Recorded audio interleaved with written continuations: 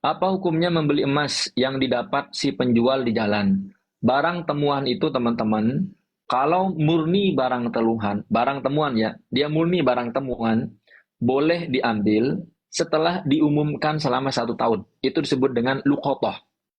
Luqotoh itu, kalau Bapak nemu emas nih, itu menjadi milik Bapak. Kalau Bapak umumkan, selama 1 tahun diumumkan, taruh di masjid pengumuman, atau diumumkan di media sosial, barang siapa yang merasa kehilangan emas, misalkan 10 gram, barang siapa yang kehilangan perhiasan 10 gram, silakan hubungi WA di bawah ini. Maka ketika ada yang WA menyebutkan spesifikasinya, lengkap, detail, dan itu benar adanya, harus dikembalikan. Tapi kalau orang cuma ngaku-ngaku, nebak-nebak, maka jangan dikembalikan.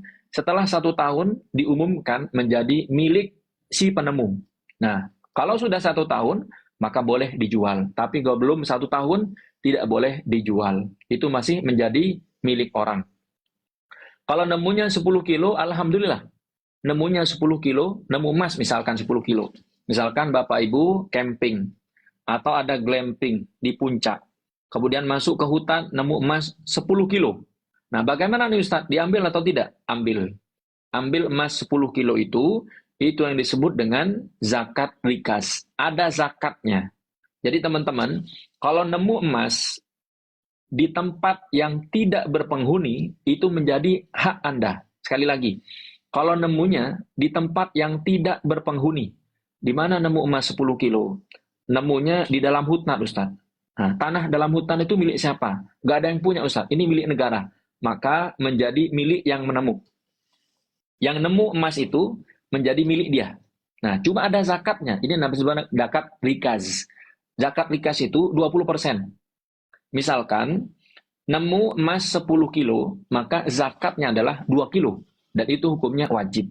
8 kilo boleh diambil, boleh dijual, 2 kilonya harus dikeluarkan zakatnya. Wallahu ta'ala alam bisawab. Nemu harta karun juga seperti itu.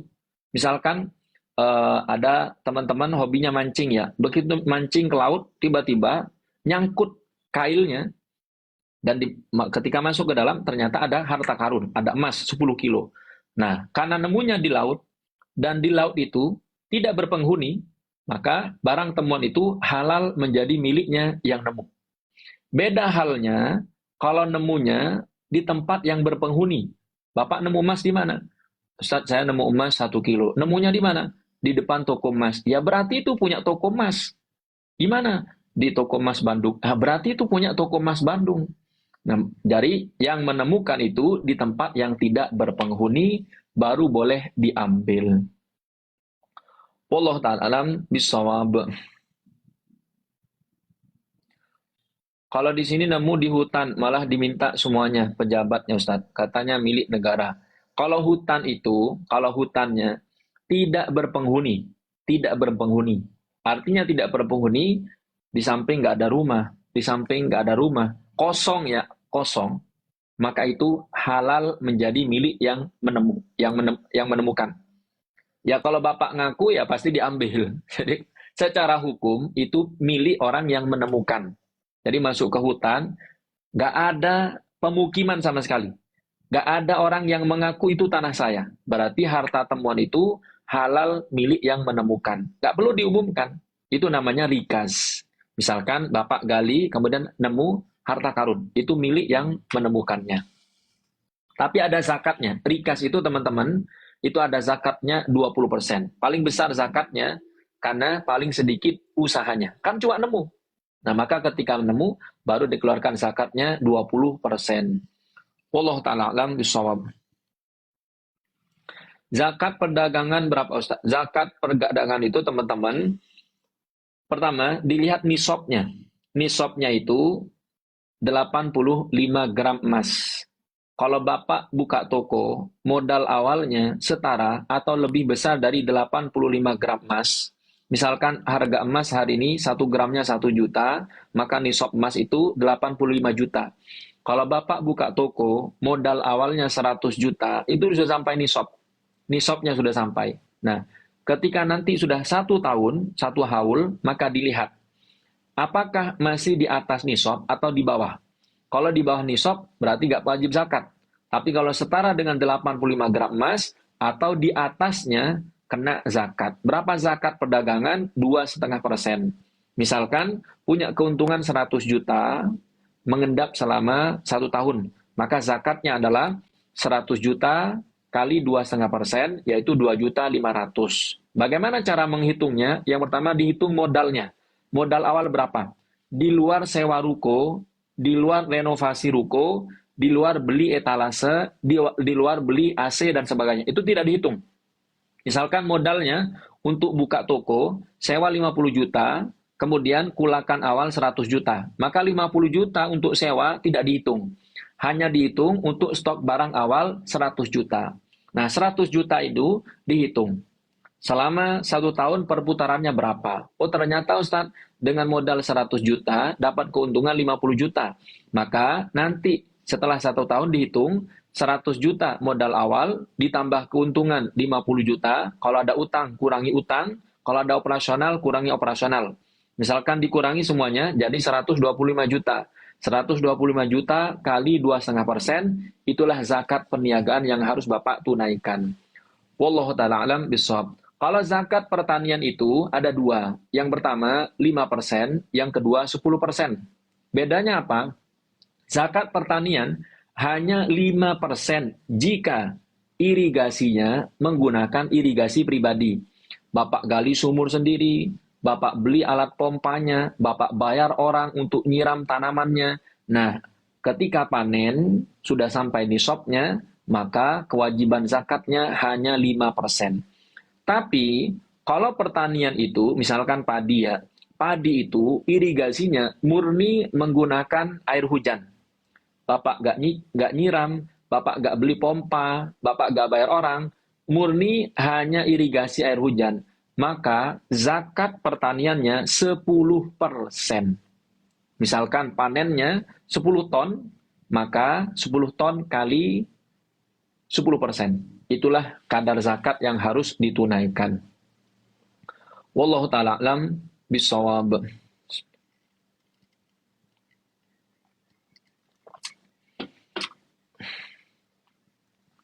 Apakah kita harus melupakan, memaafkan istri yang bertaubat? Ini beda teman-teman ya. Ada memaafkan, ada melupakan.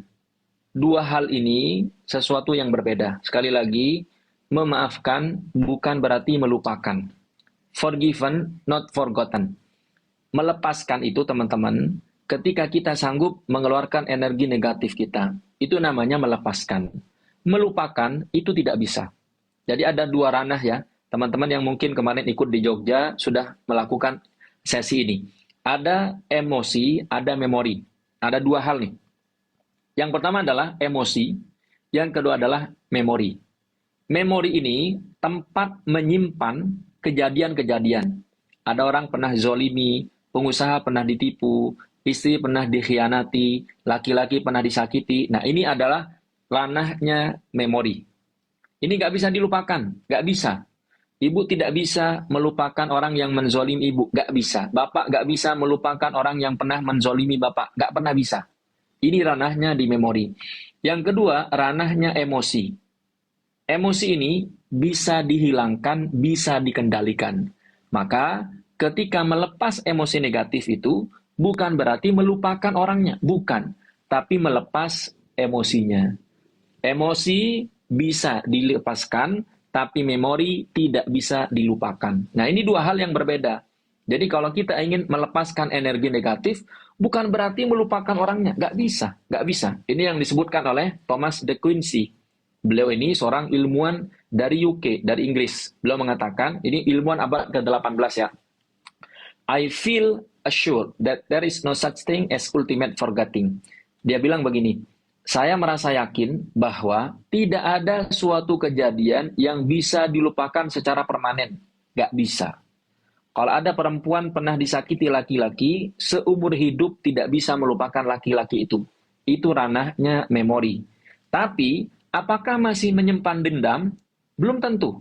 Kalau dia sudah bisa mengikhlaskan, dia sudah bisa menerima kejadian itu, insya Allah akan bisa melepaskan energi negatifnya. Bagaimana caranya? Ikhlas. Bagaimana caranya ikhlas? Itulah yang perlu dijabarkan. Wallahu ta'ala alam bisawab. Jadi teman-teman hati-hati. Jangan memendam emosi negatif. Tidak ada baiknya sama sekali.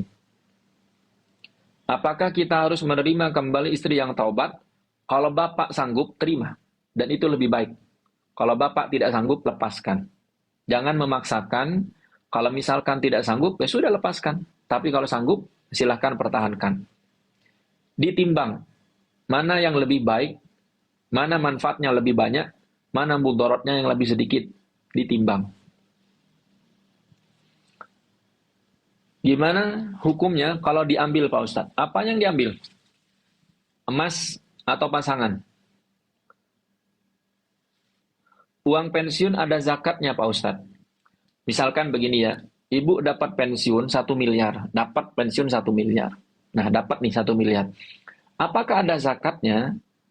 Zakat itu teman-teman, syarat pokoknya ada 2. Yang pertama, sampai nisab, kadar minimal. Yang kedua, sampai haul. Kalau dapat pensiun 1 miliar, apakah ada zakatnya? Belum tentu. Pertama, nisabnya sudah sampai, karena di atas 85 gram emas. Yang kedua, haulnya belum sampai.